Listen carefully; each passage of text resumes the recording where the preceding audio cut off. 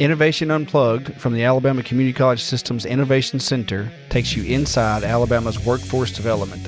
Join us for enlightening conversations with community leaders and industry experts showcasing experiences, addressing key issues, and celebrating successes in the workforce initiatives across the state.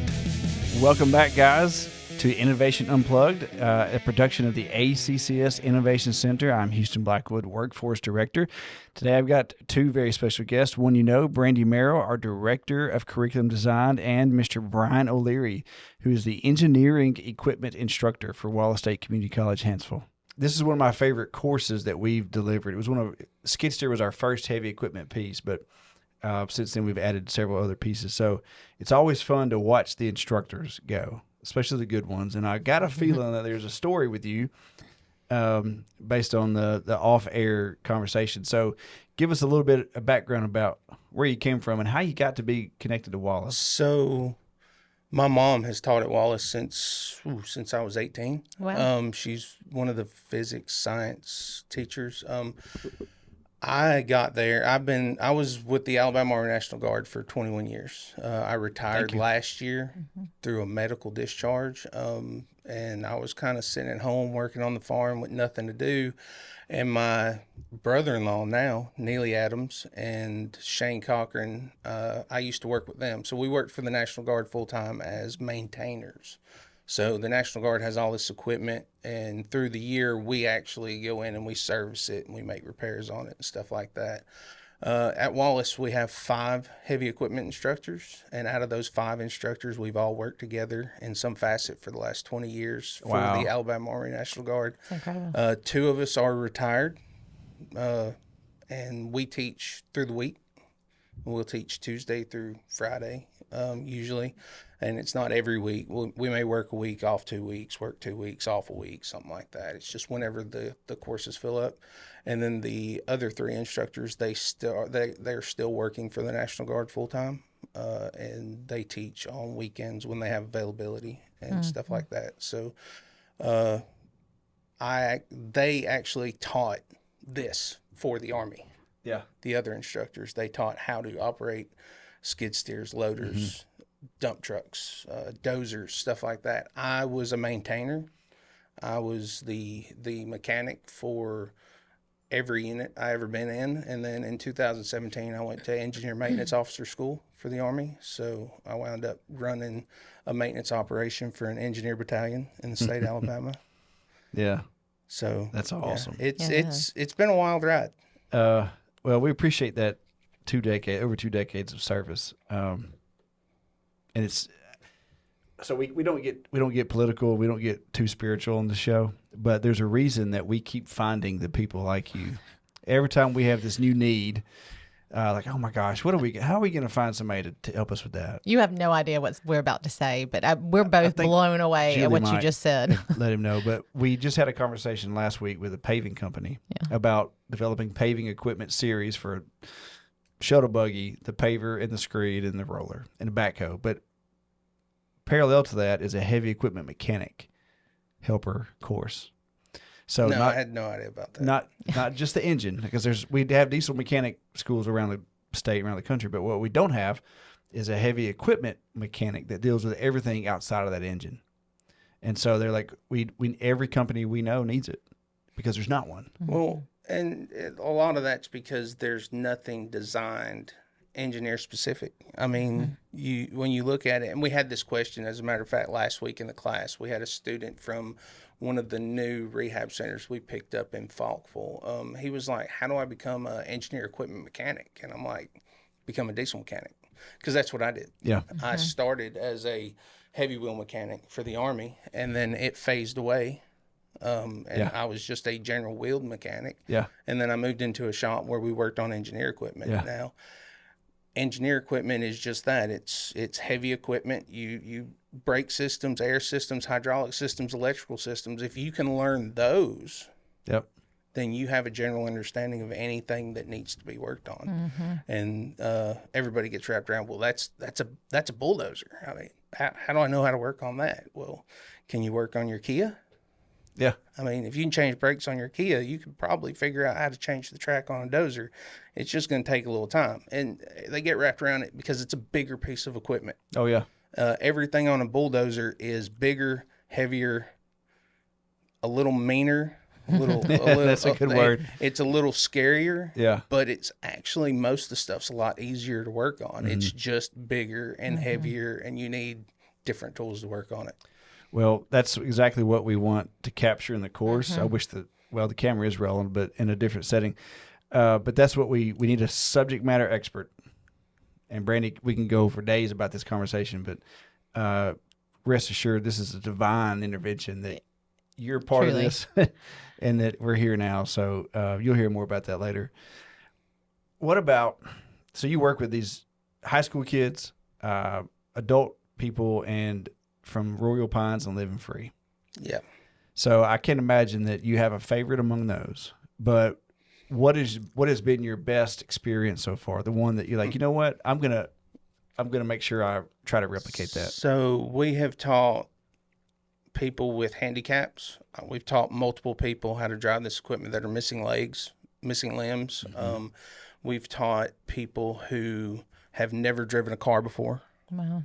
We've taught people that are just scared to death of this equipment. Yeah. I mean, terrified. My favorite thing about it is every class is the same. It doesn't matter where they come from. It doesn't matter what their background is.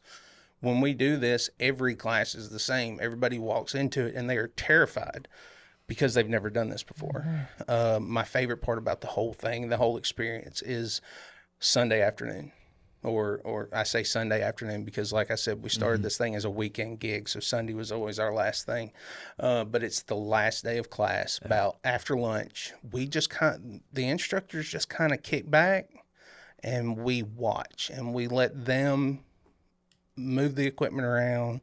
We may, like at Wallace, we've got 40 acres of undeveloped land. So we may be working on a project, but we stop telling them what needs to be done and where we want their blade and where we want them to move. And we just say, hey, let's move this here, or let's smooth this out. Let's fill in the holes and dress up the side. Let's do some finish work. And when you just sit back and you watch these students get out there and they take, and some of them will get so frustrated and they'll just stop. The equipment will stop, everything will stop moving, and then they'll just start easing forward. And they start figuring it out for themselves. That's probably the best part about the whole gig is taking that fear they had on day one and, seeing them on day two, and they've got an idea what they want to do, and they go to doing it themselves without being told what to do. How symbolic of life is that? It's crazy. I mean, like, seriously, like, I was sitting here crazy. thinking, golly, you could make so many ties to that. Like, all of it, that whole story of, if you just ever decide to just do it, just give it a try and, get over that fear, look what happens and figure it out, That is probably the hardest thing about the heavy equipment is everybody shows up to class, and if they've never been around heavy equipment, like me, I don't ever remember a time not knowing how to drive this stuff. Yeah.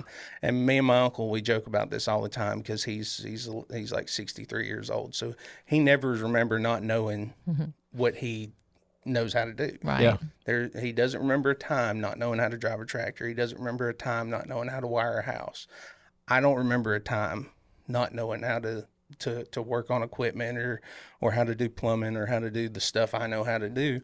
But to see those people that they are in that time, Yeah. where they have absolutely no idea which way's up, and then you break it down to them and they start flowing with it, it's great.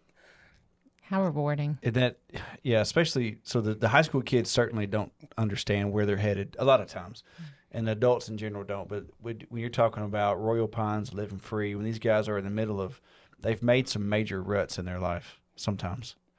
And now to have someone standing there, giving them an opportunity to figure that out on their own, in like the big picture, like not just this course, but this is certainly a part of it where they get that chance to figure out how to clean that rut up. Yeah, so I'm going to tell you, those guys probably they get me, and the other instructors too, because those guys probably pay better attention than anybody you'll ever teach. If they are the ones that realize that you're taking time out of your day where you could be doing whatever you want to do to come out there and help them better where they've been or better their situation. That's real rewarding. Did you know that you were getting into that when they asked you to teach these courses? I didn't have a clue. I'm gonna be honest with you. I didn't know what I was getting into. My brother-in-law Neely, he, like I said, he's the one that really kicked off the course with Wallace in Hanceville. He was, I guess, the first person they brought in, and he kind of said, "Well, this is how we do it in the Army. This is how we're gonna do it here." Him and Suzanne, they met and had meetings and stuff. Him and Shane, they kicked it off, and then a couple months later, Suzanne was like, "We need another instructor." Yeah. And they both kind of looked at each other and said, "Well, what about Brian?" Well, I didn't have nothing to do. I'm retired at 40. Yeah. What am I going to do? Yeah. What did we do wrong? Trust me, I'd rather not have. It was a very painful path, but yeah. And Neely and Sean? Shane. They were the first two I saw at Wallace, and I knew they were National Guard operators. And so when I went, it was like they were following our lab plan, but with a precision that I'd never even dreamed of. Like, and when there were hand signals and communications without speaking, and it was like, maybe they should be in charge because I don't know, I cannot replicate this. And we have really good instructors around the state, but man, that's just a whole different level of instruction. And not only that, like, I'm sure you follow, maybe you do, some of those guys like military leadership authors and podcast, whatever, and they always talk about ownership and discipline and all that stuff. But watching those guys give that opportunity to those kids in such a way that it's gentle, but it's direct, and they're like, boom, they just go. Yeah. So, I mean, I was fortunate. Those guys are like my big brothers. I was literally the youngest guy in the group for the better part of 10 years. Yeah. I mean, when I hired in working with them in 2008, 2009, there was nobody hired in after me for 10 years. I was the little brother. Oh, wow. So that's fun. So I learned a lot of things from them. Some things were fun. Some things were life lessons learned. But we have that relationship to where we can function in a room. We can function across 50 acres of ground, and we know what we're doing without using words. I mean, and that's, it's really great for them. It's really great for us.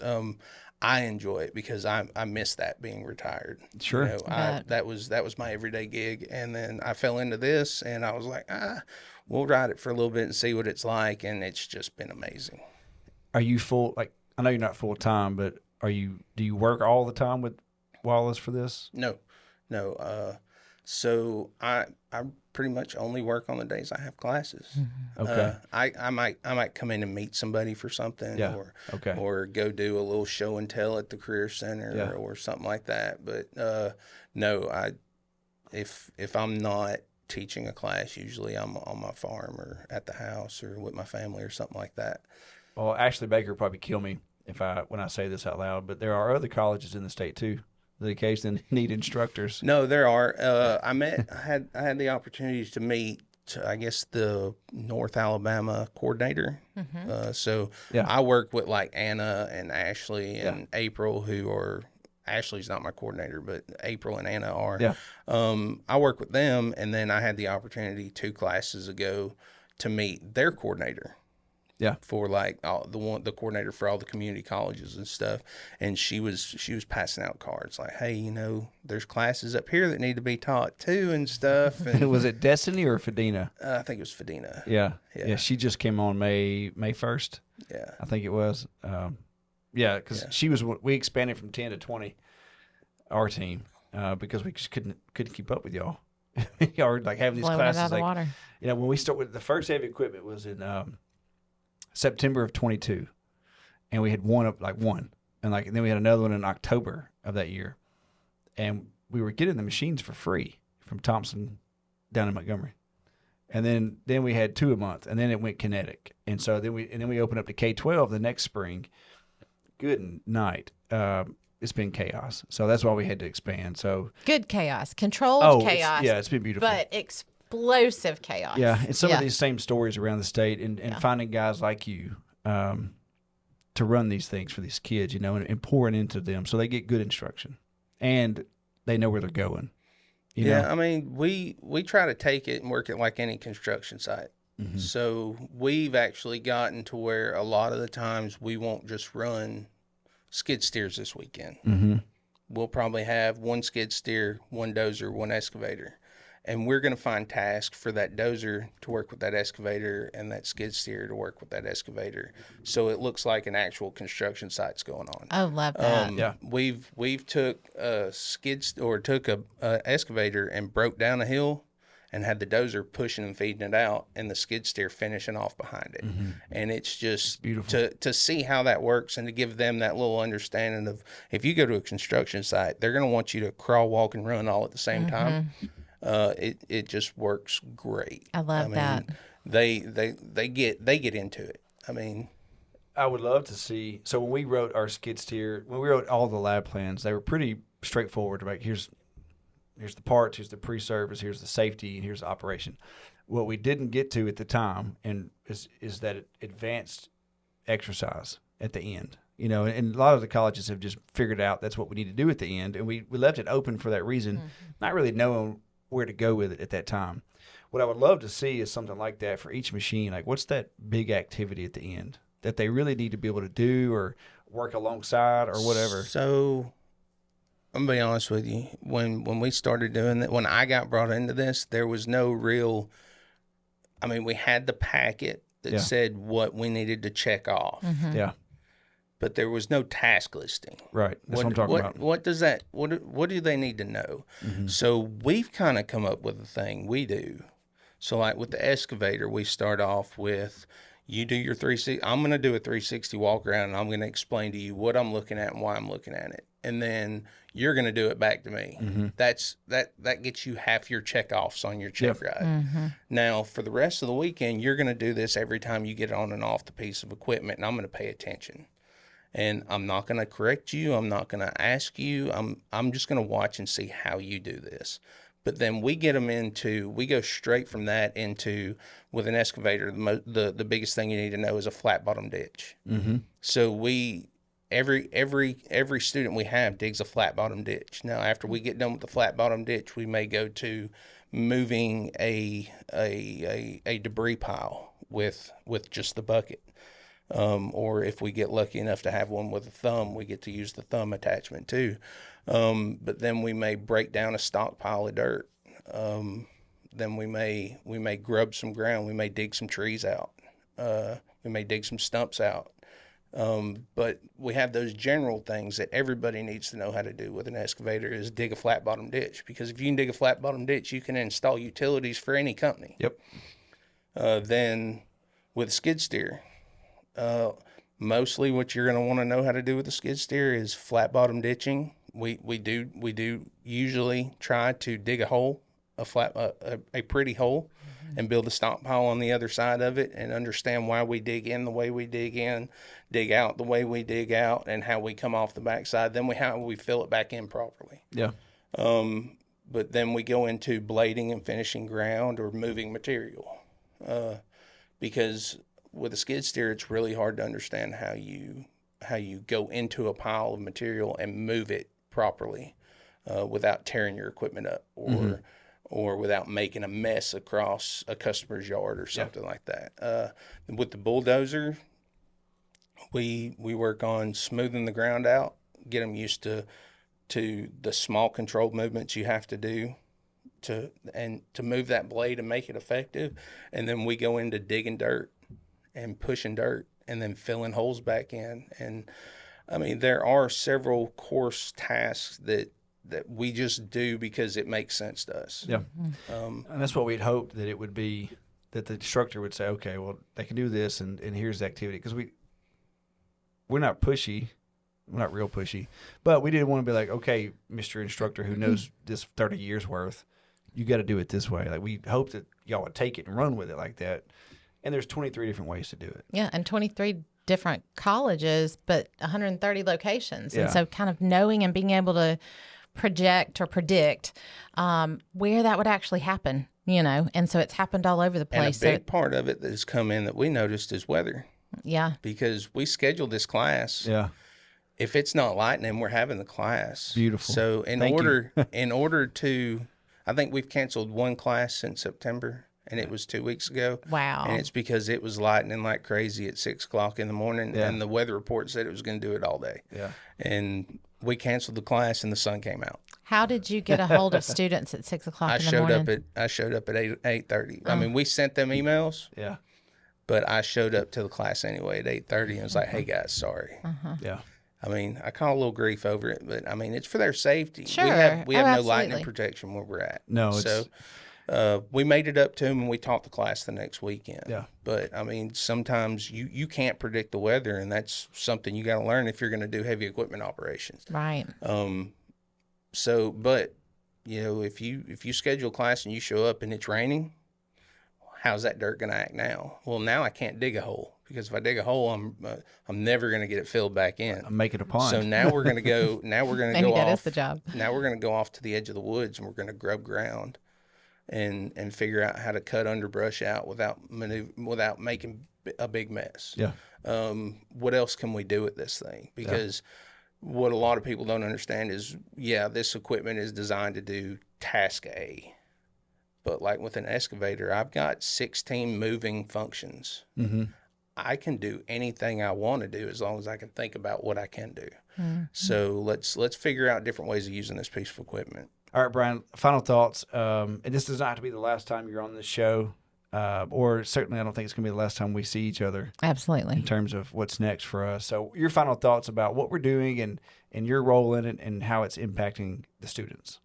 That's a good question. I like the way you worded that. It threw me right off. So, I mean, I'm just trying to facilitate learning at its basic level. I mean, I want somebody to walk in that is completely scared of this piece of equipment and realize that it's not the Incredible Hulk. I mean, it's a small hill for a mountain climber. You know what I mean? Yeah. So when we have the ability to affect people like that, it makes everything worth it. I don't know if I answered your question or made it worse. Perfectly, because you said basically I'm going to take this Hulk and I'm going to turn it into a small hill for a mountain climber. Yeah. Because when they leave you, hopefully they're going to get employed somewhere, and they take that confidence and that competence with them. And now, how good are they? And in some cases, how less likely are they to go back to digging ruts in their life? Mm-hmm. You know, now they're digging the right things. That's what we're after. It's a perfect answer. Thanks for joining on Innovation Unplugged. Remember to like, subscribe, and share on all the podcast platforms.